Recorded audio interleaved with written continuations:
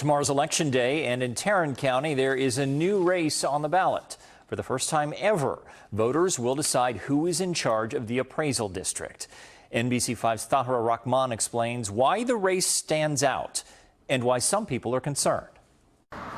As Tarrant County neighbors review their appraisal notices, for the first time, they'll get to elect 3 people to the appraisal district's board of directors. People really are at war against their property taxes, and they feel like there's no control at that appraisal district. So this is a very big deal for voters to have some control over what goes on at the appraisal district. There are 8 candidates, and a few weeks ago, a political action committee formed to back 3 of them.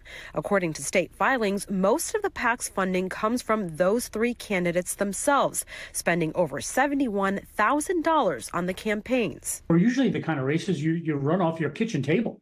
With maybe some money you put in yourself or a few donations from friends and family, not really big numbers. Republican political consultant Vinny Manchillo says it's a move typically seen in bigger races, like for Congress. It is fascinating to see races at this level using these advanced political techniques. The PAC candidates say they want appraisals to happen every 3 years instead of annually, and they want to cap residential increases at 5%.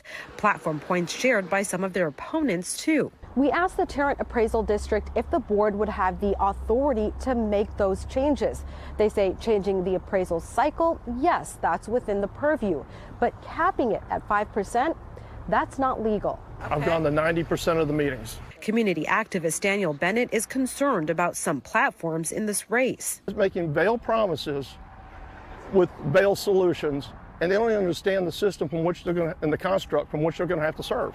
He also points out that the board positions are supposed to be nonpartisan, and forming a PAC sends a partisan message. Tad, doesn't matter who you are, if you want to stay in your home, that's what's important.